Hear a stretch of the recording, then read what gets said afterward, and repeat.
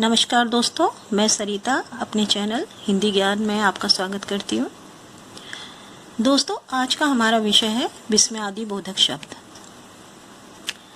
जिन अवयव शब्दों से हमारे मन के हर्ष, शोक, विस्मय, लज्जा, घृणा, दर्द, जिसे हम व्यथा कहते हैं, आदि मनोभाव प्रकट होते हैं, उन्हें विस्मयादि बोधक अवयव कहते हैं।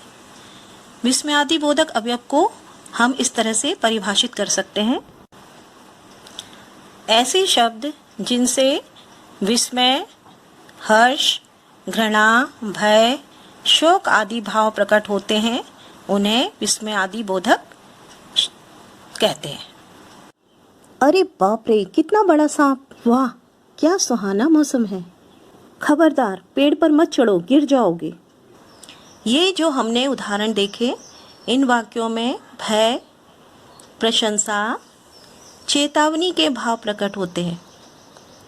ऐसे शब्द विस्मयादि बोधक शब्द कहलाते हैं। हमारे द्वारा प्रकट होने वाले मनोभावों के आधार पर विस्मयादि बोधक शब्दों को विभिन्न भागों में बांटा गया है। विस्मय बोधक है, अरे क्या, ओ, है, ये शब्द हमें विस्मय का बोध करा रहे हैं। जैसे अरे मीना ने दौड़ जीत ली, इन शब्दों से हमें विस्मय हो रहा है, तो ये विस्मयादि बोधक शब्द होते हैं। आहा, वाह वाह वाह, धन्य, क्या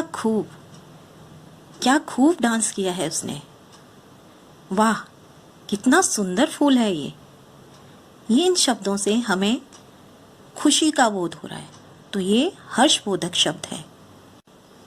छी छी, थू थू थू, हट, छी, पढ़ लिख कर ऐसी बातें करते हो, शर्म नहीं आती तुम्हें, इन शब्दों से हमें घृणा या ग्लानि का बोध हो रहा है, तो ये घृणा या ग्लानि बोधक शब्द कहलाते हैं।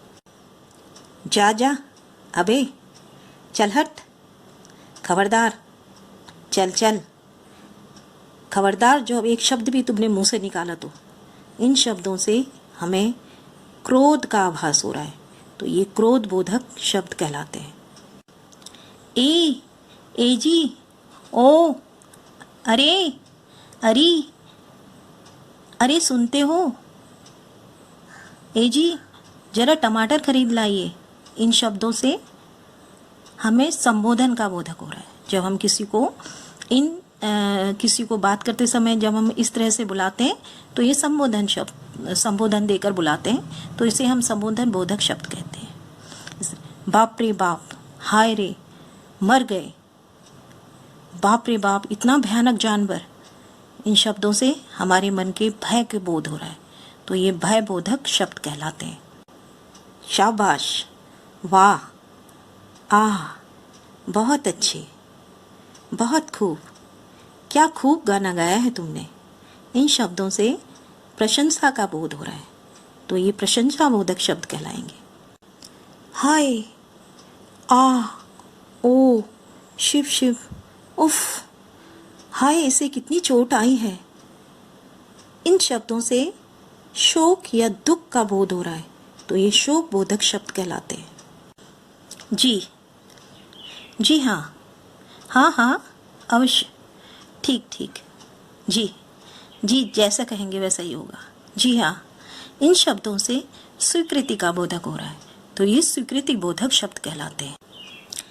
दीर्घायु हो, चिरंजीवी हो, जीते रहो, आयुष्मान हो, सौभाग्यवती भव, इन शब्दों से हमें किसी के लिए आशीर्वाद का बोध हो रहा है। जब हमसे कोई छोटा जब हमारे पैर छूता है, तब हम इन शब्दों का प्रयोग करते हैं, तो ये आशीर्वाद बोधक शब्द कहलाते हैं। सावधान, होशियार, बचो, हटो, सावधान, आगे रोड खराब है, इन शब्दों से हम चेतावनी दे रहे हैं, ये हमें चेतावनी देते हैं, इसलिए ये सावधानी या चेतावनी बोधक शब्द कहलाते हैं। नमस्कार, नमस्ते, प्रणाम, चरण स्पर्श, स्पर्श, राम राम। किसी के मिलने पर हम उन्हें इन शब्दों का इस्तेमाल करते हैं। नमस्ते, नमस्कार, प्रणाम, चरण स्पर्श या राम राम। इनको अभिवादन बोधक शब्द कहते हैं। तो दोस्तों, ये तो थे विस्मयादि बोधक शब्द। अब हम जानेंगे विस्मयादि बोधक चिन्ह के बारे में। विस्मयादि बोधक शब्दों के आगे विस्मयादि बोधक चिन्ह भी लगाया जाता है, जिसे हम इस रूप में व्यक्त करते हैं। किसी भी जो शब्द होता है उसके आगे आ, ओ के आगे हम इस तरह से विस्मयादि बोधक चिन्ह लगाते हैं। तो आज का हमारा यह विषय यहीं समाप्त होता है।